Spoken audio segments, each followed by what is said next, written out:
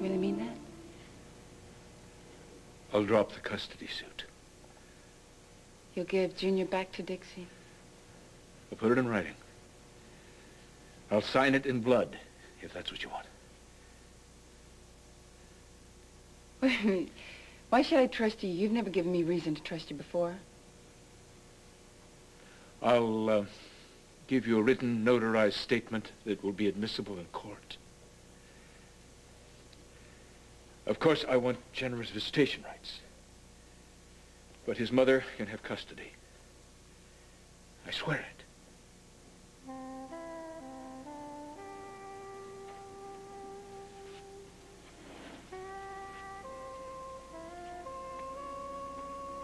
What are you doing?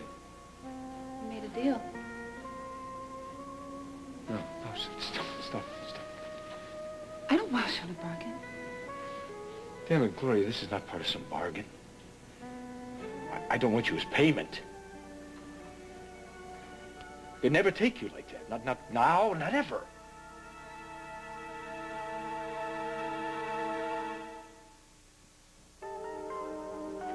Just get dressed.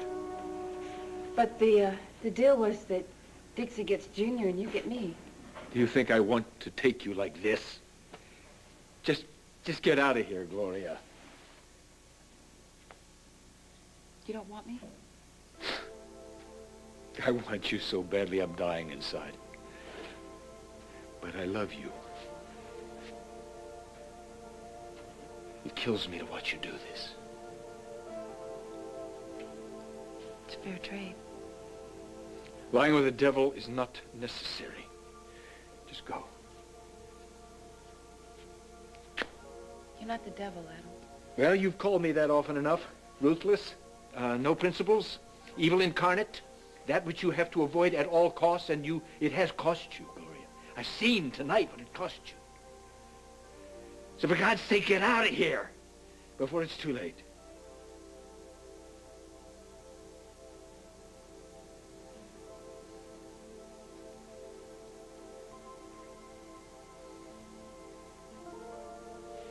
No. I don't want to go.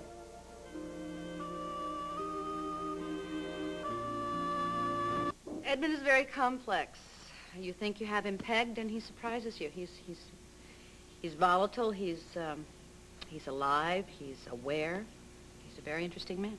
Then you two should have a lot in common. Maybe we had too much in common. Anyway, it didn't work out. You know, he told me once that whatever happened made him ashamed. He felt like a jerk. Is that what he said? Yeah, came right out and admitted it.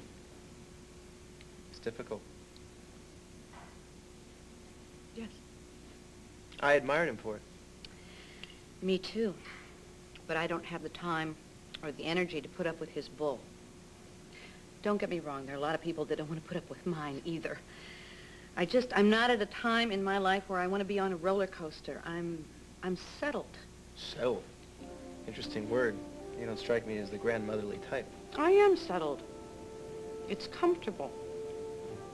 It sounds sort of fuddy-duddy, doesn't it? No, not at all. There's a lot to be said for being comfortable. Not much to be said for being fuddy-duddy, huh? There was a time in my life I wanted to have it all, but I'm more realistic now. I mean, you know, all right, I have dreams about happily ever after, but... It's so strange. I had the same conversation with Edmund in Pine Valley. I can see you two together. I'm sorry it didn't work out. So am I.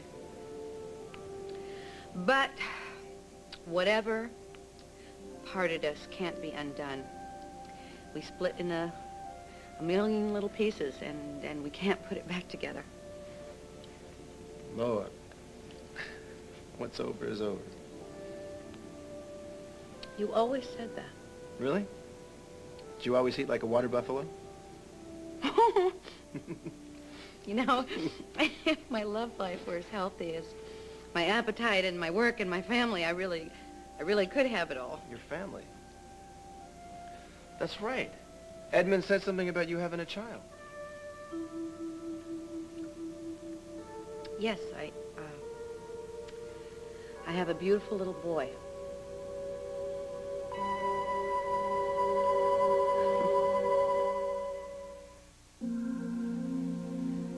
son?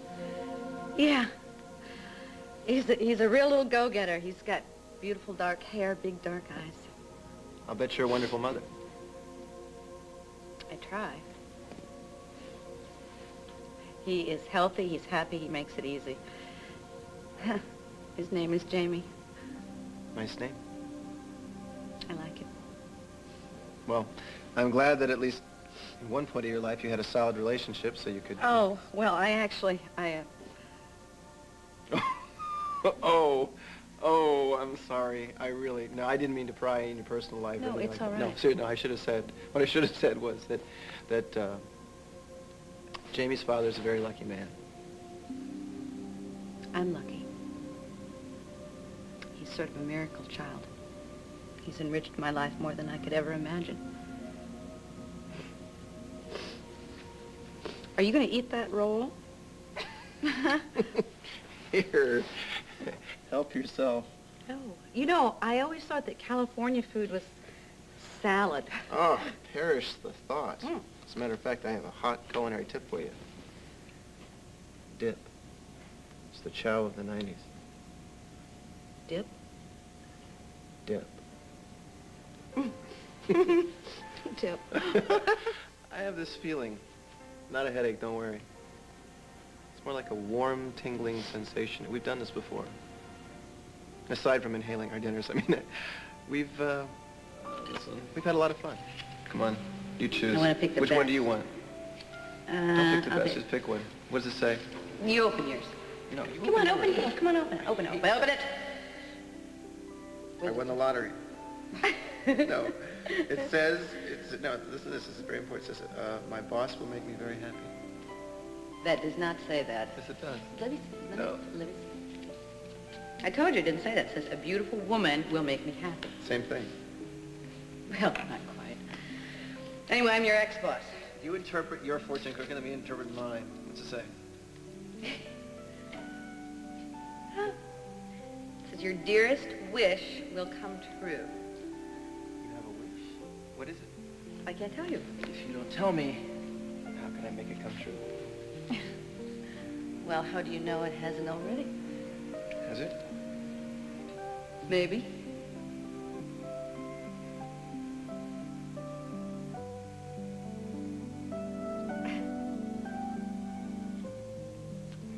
Yeah, we have had fun like this. We've had a lot of times like this. Finish?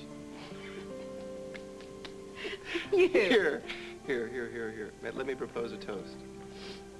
To Brooke English. Then and now. Both of them worth knowing. Same to you. It was always possible. What was? That kind of warm, easy exchange that we just had, and it wasn't just with me, it was with a lot of people. I mean, it was in Ruth and Joe's kitchen, in Myrtle's den, in Cortlandt Manor.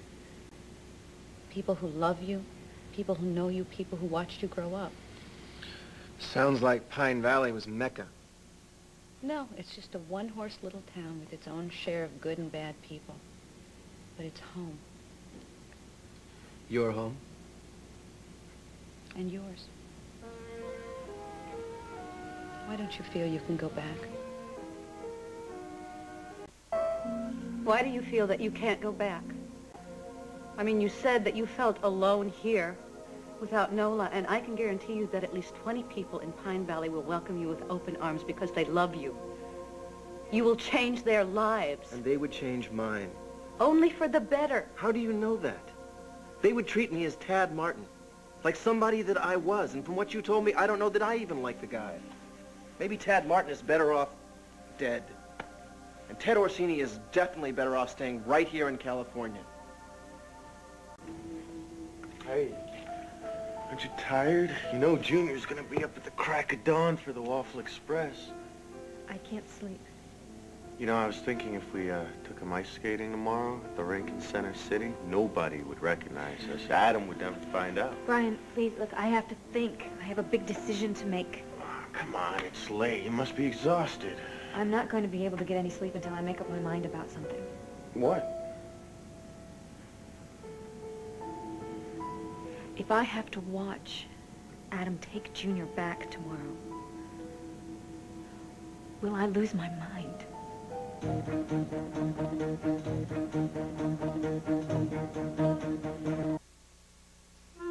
Look, why don't we talk about this tomorrow, okay? You're half asleep. I'm not asleep, Brian. I'm actually wide awake. I just want you to listen to me, all right? And to hear me out, because you know the facts as well as I do. I started to shut down again. Well, yeah, but you're okay now. You got things going. Listen to yourself. I've been listening to myself, you know? I mean, even when Dr. Tolan was here, I heard every word that she said. I understood. I knew how important it was to answer those questions that she gave me, but the problem was every time she would mention Junior's name, I would just tune out. You needed Junior. He's here now. That's it. It's just not as simple as that. Yes, it is. I mean, look, Ruth told me that the second you even heard I was bringing Junior back, you got up out of bed, you started straightening this place out. You're okay. No, actually, I'm not. Well, look, you're not going crazy, all right? It's just Adam on your case. Yeah, right, and he's always going to be on my case. So where does that leave me? Looking at a fight, probably. Exactly, and when Adam finds out that Junior spent the night here, it's going to be more than a fight, Brian. It's going to be chaos, and the chaos will never end. That's not going to happen. No, there's a definite possibility that it could, and if I can't take it, if it makes me crazy, which it does, I have to find some way to deal with it.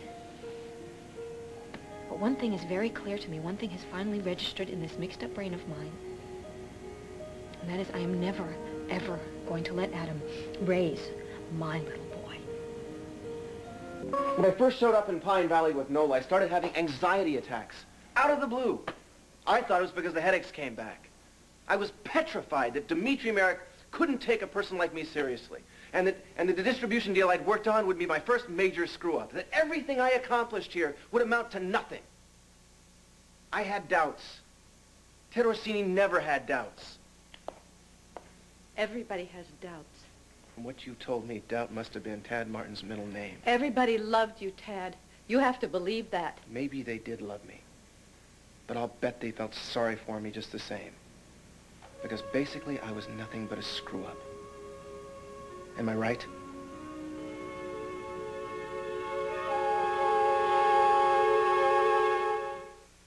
Did Tad ever go to school? Was there ever any thought of a career?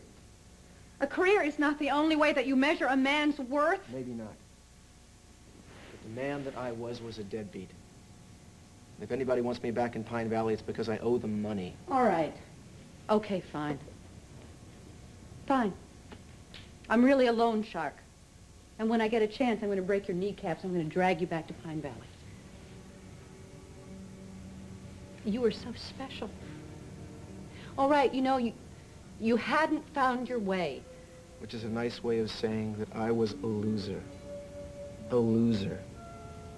And no matter how kindly you put it, that's Tad. You were not a loser, Tad. All right, you bounced around a while. Everybody does it. Do you think I started out as the editor of a magazine? Of course not. But you finally made something of yourself.